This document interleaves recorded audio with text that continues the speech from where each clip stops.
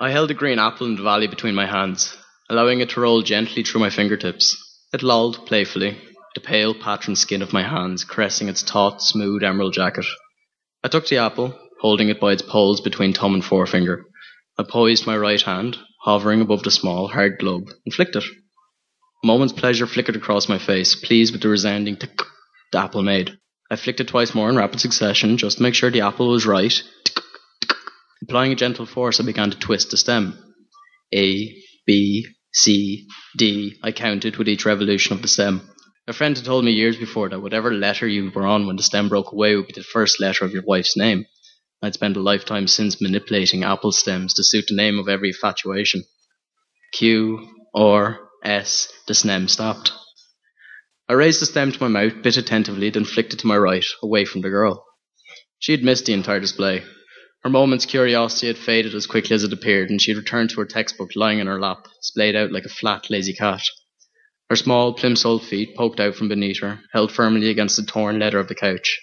She brushed a mousy brown lock from a blue eye, as I thought about taking a greedy bite from my apple, hoping that she'd see and wonder about me. Oh, he's healthy, I thought. Mimicking her. You're a fucking idiot, I thought, remonstrating myself. I wonder who he is, she thought. I drew down my sleeve, buffed the apple with my cuff, admired its sheen, inhaled deeply, glanced leftward, and sneezed. Excuse me! There you go, it's a sneeze. I murmured.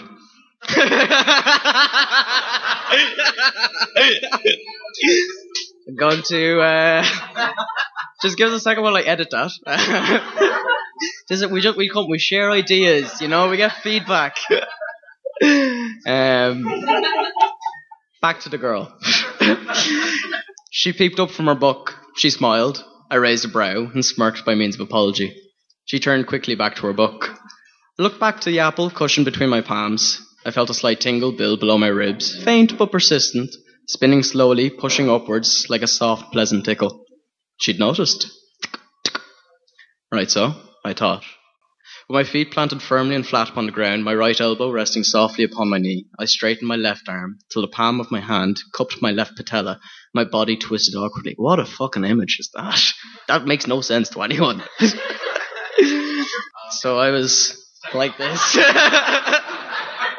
Anyways, I straightened my back, craned my neck to the rear, and felt a tingle patter slowly up and over my scalp. She continued to read, unperturbed. Quietly, clearing my throat, I took a dramatic moment before launching into it.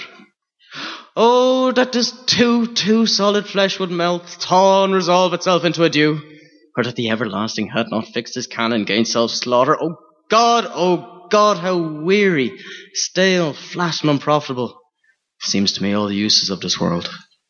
I was quite pleased with the delivery.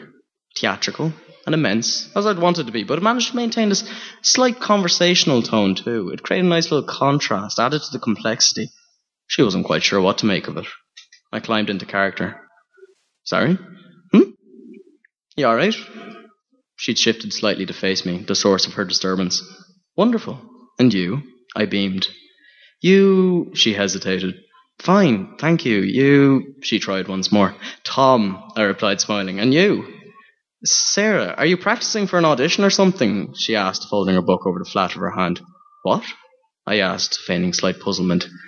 Hamlet's first soliloquy. You sort of just belted it out there, no warning. It was good. The next line was key. She looked straight into me. I thought her eyes were blue, but it was only then that I noticed a grey swirl that wound delicately about her iris, wisping slinkily like a Russian blue. I hesitated. The corner of her mouth twitched, flicking upwards into a puzzled smile. I buried myself deeper into the character, reclining into what I imagined was the velvet-lined interior of the dandy-esque persona I had assumed. Wishing I had a hat with a feather, I continued. Oh, right, I chuckled. No, I'm actually suicidal. The tingle hollowed and ached as I waited for a reply. Sorry? Don't be. You... I let go of myself and let the persona drive on. Intend to take my own life, I replied cheerfully. She stared. The grey swirls seemed to grow. Well, not right now, I laughed. That wouldn't be fair on the cleaners, would it? It's a bit dark. Her lips parted slightly as she blinked 3 times very quickly. I mean, let's be decent about it, I reasoned. I'd sped up. I was speaking rapidly now, hoping to mask my waning confidence. Preferably my death should not impinge upon someone else's living. That wouldn't be right, I continued. No, I suppose not, she'd managed to say before the dandy cut in. No, I won't kill myself now, I chuckled once more. Then dialing the tone down, I continued. But I will someday. Eventually. Not now, but later. Lads, this is suicide, you shouldn't be laughing. Eventually, not now, but later, I will kill myself.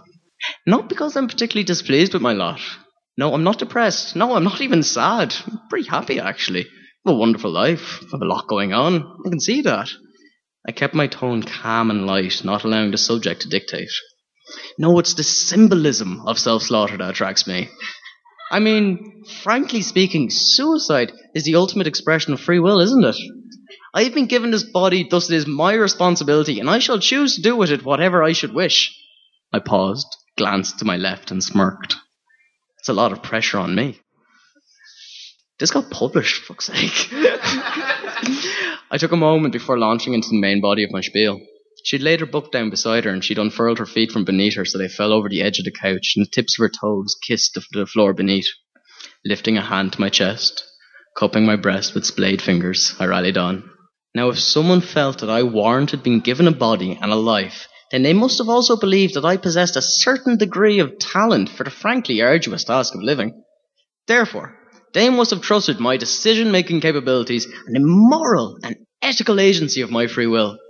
I think I saw her nod at this point. In order to best express the extent of my free will, I must allow it to supersede my feelings of self-preservation. Whilst those feelings serve to protect me, they are also the greatest opponents to completely autonomous being. Why shouldn't I jump off this cliff, or bathe in gravy and throw myself to the lions? I must stand up to myself so as best express myself. Vis-a-vis, I must kill myself. I stopped, inhaled deeply, and waited for the applause.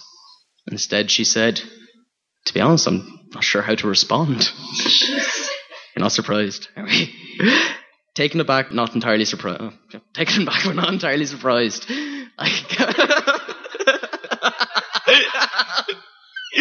Taken aback, but not entirely surprised, I gathered myself, submitted myself to the persona, and continued. So don't. I felt like an asshole, but the dandy managed to pull off flippancy without a note of arrogance. What are you reading? I asked airily. Are you always like this? I am. What exactly do you mean? Are you always so... She searched for the word... abrupt.